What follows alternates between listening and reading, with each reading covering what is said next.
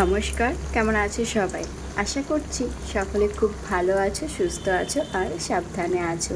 তোমাদের আশীর্বাদ ভালোবাসাতে আমিও বেশ ভালো আছি। অঙ্কিতাস ব্লগের আরও একটি নতুন ব্লগে তোমাদের সকলকে জানাই অনেক অনেক স্বাগত। আজ মে মাসের 2 তারিখ, মানে 2রা মে। আজকের ব্লগটা আবার নতুন করে নতুন দিন থেকে শুরু করছি। কাল মানে গতকাল রাতে খুব বৃষ্টি হয়েছে, আর সেই কারণে আমি জল ভরতে পারিনি। আমাদের সারাদিনে জল দেয়নি। আমি এই বালতিটায়, এই গামলাটায়, বাইরে আছে ওই যে হাঁড়ি গামলা, সব কিছুতে জল ভরে রাখি, কোনোটাতেই জল নেই, সব কিছু ফাঁকা। ইভেন এই দুটোতে ছিল। কাল রাতে রান্না করেছি, শেষ হয়ে গেছে। এখন এই যে চালটা কোনো রকমে ভিজিয়ে রেখেছি, ভাত বসাতে পারছি না। ওদিকে জল এসছে কিন্তু খুবই স্বল্প পরিমাণে পড়ছে। তো এই জলের কষ্টটা তোমরা তো আমাকে দেখেই থেকেছো প্রায়শই। তো এখন দেখো রান্না বসিয়ে দিয়েছি, একটু ডাল সিদ্ধ বসিয়েছি। এখানে এখন পটল ভাজছি। আজকে ভীষণ সিম্পল একটা রান্না করব। আর এখানে এই যে পাঁপড় ভাজা অলরেডি হয়ে গেছে। তো কী সিম্পল রান্না করব সেটা তোমাদের সাথে শেয়ার করবো আস্তে আস্তে। তো চলো ওদিকে দেখি জল কতটা ভরা হলো। চলো, ওইদিকে পটল ভাজা হয়ে গেছে। এখানে একটুখানি পোস্ত দিয়ে আর সাদা সর্ষে দিয়ে একটু ভেন্ডি চচ্চড়ি করছি। আর ওদিকে দেখো ডালটা সিদ্ধ করে রেখেছি। ভেন্ডিটা নামিয়ে নিয়ে তারপরে ডালটা সোমবারে দেবো। আর এতক্ষণে ওই একটা বালতি ভরেছে, সাথে এই যে এই চালটা ধুয়ে নিয়ে এসেছি, আর হয়েছে এইটুকু জল। তো এই জলটাতে ভাত রান্না করব, সেই কারণে জলটা নিয়ে আসলাম আর একটা গামলা বসিয়ে দিয়ে এসেছি। আর কি রান্না করব, রান্না করতে করতে তোমাদের সাথে শেয়ার করব। চলো চলো, ডাল হয়ে গেছে, এখন বসেছি একটু পেঁয়াজি ভাজতে। এরপরে করব আলু সিদ্ধটা চোখা করব, আর বরমশাইকে একটা ডিম ভেজে দেবো। তাহলে আজ কী রান্না করলাম তোমাদের প্রথম থেকে একবার বলে দিই। এখানে হচ্ছে আলুর চোখা, বরমশাইয়ের জন্য ডিম ভাজা, আর আছে এখানে পেঁয়াজি ভাজা, পাঁপড় ভাজা, মুসুরের ডাল, আর একটুখানি ভেন্ডি সর্ষে আর পোস্ত দিয়ে করেছি, সাথে পটল ভেজেছি। আজ কিন্তু ভাজাভুজি দিয়ে অনেক রকম পদ হয়ে গেছে। আর এখন করব বরমশাইয়ের জন্য একটা টিফিন। তো টিফিনটা কি করব সেটা তোমাদেরকে একটু দেখাই। করব একটু গোলা রুটি, তবে সেটা করব এর মধ্যে কিন্তু আমি সুজি দিয়ে রেখেছি, সুজি দিয়ে ভিজিয়ে রেখেছিলাম যাতে সুজিটা অ্যাক্টিভ হয়ে যায়। তো এটা ময়দা আর সুজি দেওয়া আছে, এর মধ্যে একটু চিনি দিয়ে একটু গোলা রুটি মতো করব। এটাও খেয়েও যাবে, প্লাস সাথে করে নিয়েও যাবে। আর এই যে এখানে দেখো কেটে রেখেছি একটা শসা। আজকের মোটামুটি মেনু এইটুকুই। তো চলো ঝটপট করে নিই, 7:30 বাজে। আর এখন এই টিফিনটা আগে ঝটপট করে নিই। আর এর মধ্যে কিন্তু চিনির সাথে একটু সামান্য গুঁড়ো দুধও দেবো, খেতে বেশ টেস্ট হয়।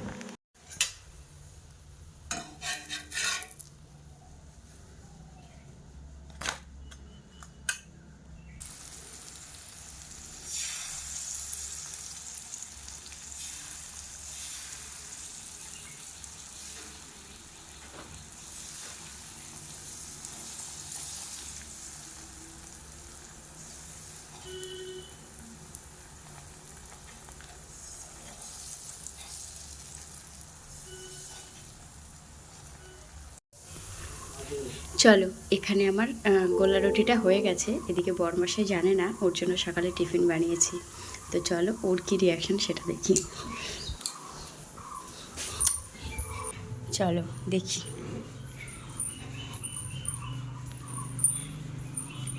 কি গো, এই আজ সকালে টিফিনে কিছু বানাইনি? মিথ্যে কথা না, কিচ্ছু বানাইনি।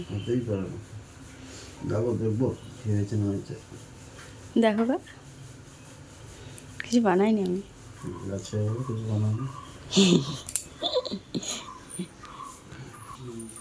চলো, বাবু তো বিশ্বাসই করলো না, তার জন্য আমি টিফিন বানিয়েছি।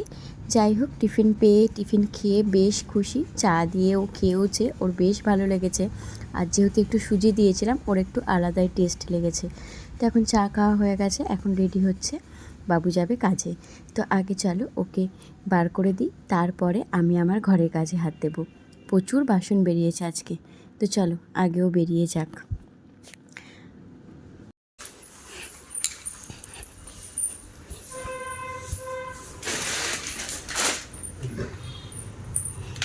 এসে গেছে।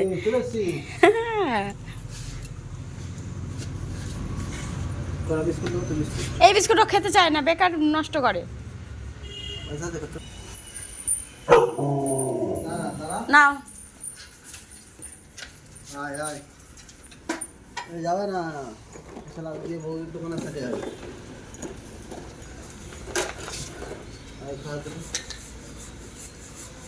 খাবে না।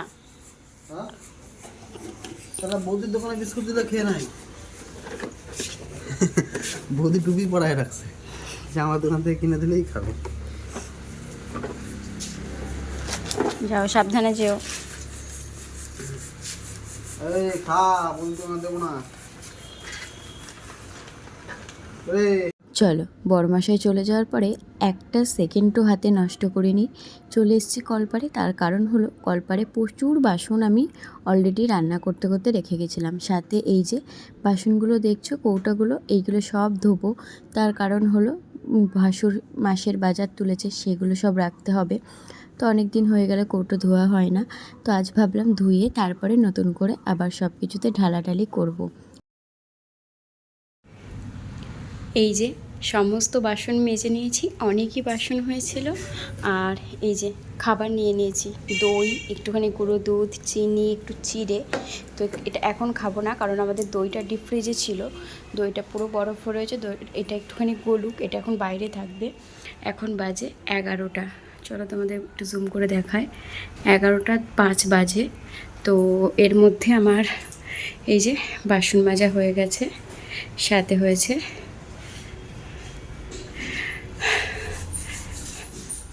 জামা কাপড়গুলোও কাচা হয়ে গেছে। মোটামুটি এখন রোদ্রের তাপ আছে, তাই আগে কেচে কুচে মেলে দিলাম।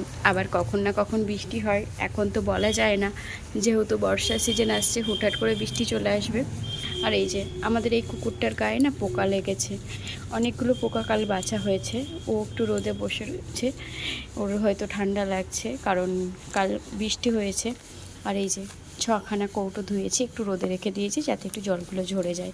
চলো আগে এখন খাবো না, আগে একটু রান্নাঘরটা পরিষ্কার করে নিই।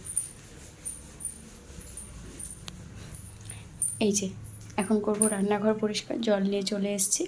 চলো ঝটপট করে রান্নাঘরগুলো পরিষ্কার করে নিই, তারপরে খাওয়া হবে। মোটামুটি ঘরের কাজ সব শেষ, এখন খাওয়া দাওয়াটা করে নিয়েছি। এখন লেগে পড়েছি ঘরের এই সব জিনিসপত্রগুলো মোছামুছি করতে। এগুলো এখন একটা নেশার মতো হয়ে গেছে।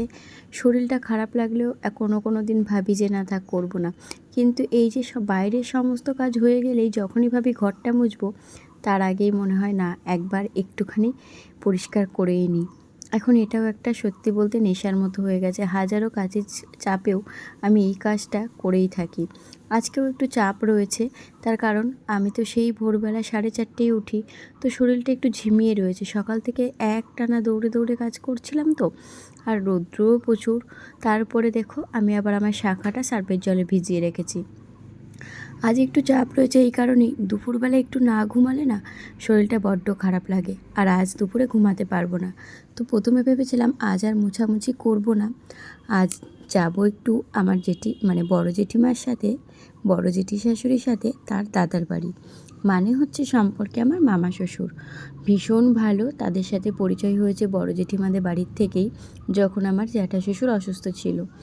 তো আজ তার বাড়িতে সেই 1 বছর ধরে যাব করে সেই শুভক্ষণটা আজ হয়েছে। বড় জেঠিমা সকালবেলাই আমাকে ফোন করে জিজ্ঞাসা করেছে যে আমি যাব কি না। আমি এক কথায় হ্যাঁ বলে দিয়েছি, কারণ এই সব জায়গায় যেতে গেলে কখনো ভাবনা চিন্তা করতে নেই। তারপরে এখানে মোছামুছি করতে গিয়ে দেখলাম আমার এই যে আলমারির যে লকের যে হ্যান্ডেলটা রয়েছে, ওটা দেখলাম নড়ছে। পরেরটা দেখলাম ওটা কিন্তু একদম ঠিকঠাক, তবে এটা হয়তো কোনো ক্রমে নড়ে গেছে। এটার জন্য আবার একটু হয়তো মিস্ত্রি দেখাতে হবে, বা বড়মশাই যদি পারে তাকে দিয়ে করিয়ে নিতে হবে। যেহেতু এগুলো শখের জিনিস, একটু খুঁতখুত হলেই মনটা বড্ড খারাপ হয়ে যায়। তো চলো এই মোছামুছিগুলো করে নিয়ে তারপরে ঘর মুছবো। তো সেই জন্যই ভেবেছিলাম আজ আর মোছামুছি করবো না, তাড়াতাড়ি ঘরটা মুছে স্নানটা করে ঘণ্টাখানিক শুয়ে নেব। কারণ যেহেতু 4টের সময় যাব, এখন মোটামুটি ওই 12টার কাছে বাজে। তোমাদেরকে তো একটু আগে দেখালামই 11টা বেজেছিল। তারপরে রান্নাঘর পরিষ্কার করেছি, খেয়েছি, তারপরে বিছানা গুছিয়ে এই কাজগুলো করতে বসেছি। এখন আমার ঘরগুলো শেষ হয়নি, এরপরে যাব দাদার ঘরে। তো ভেবেছিলাম করব না, তারপরে আবার খাওয়া দাওয়ার পর কী মতিভ্রম হলো, আবার লেগে পড়লাম। ওই যে এই সময়টা আসলে আর নিজেকে স্থির রাখতে পারি না, মনে হয় যেন জিনিসপত্রগুলো আমাকে ডাকছে একটু পরিষ্কার করে দে। তো সেই রকমভাবেই চলে আসলাম পরিষ্কার করতে। ঠিক আছে, একটা দিন না ঘুমালে কিছু হবে না, তবে এই একটা দিন করে প্রায়শই এখন দুপুরের ঘুমটা ঠিকঠাক হচ্ছে না। আর দুপুরের ঘুমটা হচ্ছে না বলেই শরীরটা বড্ড খারাপ লাগে। তার কারণ হলো আমাদের শুতে 11:30 থেকে 12টা বেজে যায় রাতে, আর ওদিকে আবার 4:30টায় উঠতে হয়। তার মধ্যে সারাদিন না আসলে কেমন শরীর খারাপ লাগে বলো তো। তার মধ্যে দেখো টুকটুক করে দুপুরের জলে প্রত্যেকটা জিনিস আমি জলে ভরে রেখেছি। আর আমাদের ঘরে কিছু ওলটপালট হয়েছে, চলো তোমাদের দেখাই। একটু চেঞ্জ করা হয়েছে, তো কি চেঞ্জ করা হয়েছে সেটা দেখাচ্ছি। এখানে ছিল একটা কাজ, সেটা আমি বাইরে বার করে দিয়েছি। তার কারণ এই চালের ড্রামটা ছিল ঠাম্মার ঘরে, সেটা আনা হয়েছে রান্নাঘরে। এখন ঠাম্মা ঘরের মধ্যেই পায়খানা বাথরুম করে, ওই জন্য চাল হচ্ছে আমাদের মা লক্ষ্মী, সেই কারণেই ওইখানে মা লক্ষ্মীকে রাখা যাবে না বলেই রান্নাঘরে নিয়ে এসেছি। আর ঠাকুরটা এনেছি দাদার ঘরে। ওই যে বললাম ঠাম্মা পায়খানা বাথরুম ঘরেই করে, তাই ঠাম্মার ঘরে ঠাকুর রাখাটা মহাপাপ হবে, সেই কারণেই দাদার ঘরে শিফট করে দিয়েছি। আর ঠাম্মাকে এখন রাখা হয়েছে নিচে। নিচে না, ছোট্ট একটা চৌকি বানানো হয়েছে ওনার জন্য, কারণ ওনার খাটে ওঠা বসা করতে অসুবিধা হয়। ওই চৌকিটাতেই আছে ঠাম্মা, ওটা নতুন করে বানানো হয়েছে। আমাদের ঘরে কাঠ ছিল, সেই কাঠ দিয়েই বানানো হয়েছে। তো যাই হোক, চলো ঘরের জিনিসপত্রগুলো মোছামুছি করে ঘরটাও মুছতে বসে গেছি। এখন এই ঘরগুলো তো মোছা হয়ে গেছে, এখন এই বারান্দাটা মুছেই যাব স্নান করতে। তো চলো ঝটপট করে আগে এগুলো করে নিই, তারপরে স্নান ধান করে তোমাদের সাথে রেডি হয়ে একেবারে দেখা হবে। আগে চলো ঝট করে ঘরগুলো মুছে নিই। আর আজ ঠিক করেই রেখেছি মন খুলে আনন্দ করব। আর ওই যে কাজটা দেখছো, ওই কাজটাই ছিল রান্নাঘরে। আমার ভাসুর এত দায়িত্ববান মানুষ, বলে বলে সেই কাজটা গোটা একটা সারাটা দিন চলে গেল, কাজটাও ঠিকঠাক জায়গা মতো রেখে গেল না।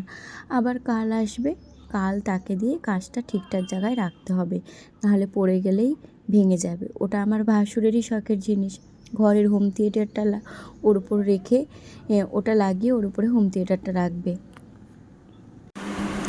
এই যে শাড়ি পরা হয়ে গেছে, এখন বাজে 4টে। এখন আমি যাব আমার বড় জেঠি শাশুড়ির সাথে তার দাদার বাড়ি।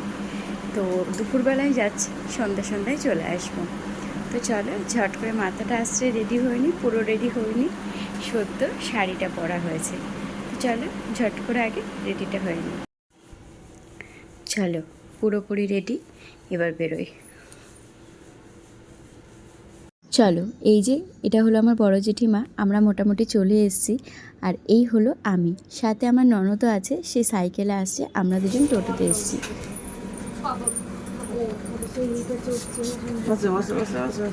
এই যে আমার মামি শাশুড়ি।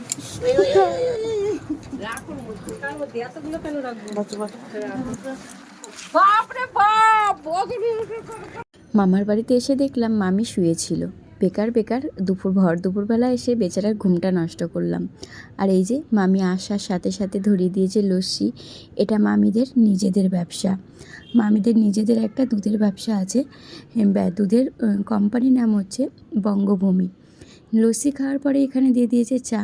আর এই যে মানুষটাকে দেখছো, এটা হলো ছোটো মামা, আমার জেঠি শাশুড়ির ছোটো দাদা। ইনি এত রসিক মানুষ, এনার সাথে একটু পরিচয় করলে মনেই হবে না যে মানুষটা খারাপ। বড্ড ভালো একটা মানুষ, এনার কাছে 5 মিনিট বসলে কোনো মন খারাপ থাকবে না। দেখতেই পাচ্ছ দিদিভাই কেমন হাসছে, ঠিক সেই রকমই হাসি আমরাও হাসছিলাম। তো এত রসিক মানুষ যে তার কাছে এসে মন খারাপের কোনো কথাই নেই।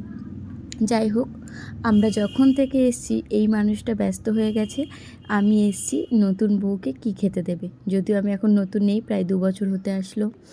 এসে লস্যি খেয়েছি, চা খেয়েছি, তারপরে খেয়েছি পাঁপড় ভাজা। এখন এই যে রাতে দিয়েছে লুচি আর মাংস। মামা শ্বশুর আমার আশা দেখেই তড়িঘড়ি করে চলে গেছিলো বাজারে মাংস আনতে। প্রথমবার এসেছিলাম বলে কথার পাশে যেটি বসে রয়েছে সেটি হলো মাসিমণি। সবাই মিলে আজ খুব সুন্দর একটা সন্ধ্যা বিকেল কাটালাম। আর সত্যি বলতে মনেই হলো না ওটা আমার জেঠি শাশুড়ির দাদার বাড়ি। যাই হোক, চলে এসেছি এখন বাড়ি। ঘড়ির কাঁটায় এখন বাজে 8টা। বড়মশাইকে এখন দেবো চা করে। চলো, এই আসলাম বাড়িতে, খুব সুন্দর একটা বিকেল কাটালাম। সেটা আর প্রকাশ্যে বলার মতো না। সত্যি বলতে এরকম মাঝে মাঝে সত্যিই মানে কি বলবো সেটা বলতে বোঝাতে পারছি না। তবে খুব সুন্দর একটা বিকেল কাটালাম কিছু ফ্রি মাইন্ডের মানুষের সাথে। যেমন আমার বাপের বাড়ির পরিবার, ঠিক তেমনই মামারা এত ফ্রি মাইন্ডের আর এত ভালোবাসা পেলাম আজ গিয়ে। মামাদের সাথে আগেও দেখা হয়েছে, কথা হয়েছে জেঠিমাদের বাড়ি, তবে আজ তাদের বাড়িতে গিয়ে তাদের সাথে মিশে ভীষণ একটা কি বলবো, এত ভালো আনন্দ পেলাম আমি। আর মনেই হচ্ছিল না যে ওটা আমার মানে জেঠি শাশুড়ির দাদার বাড়ি।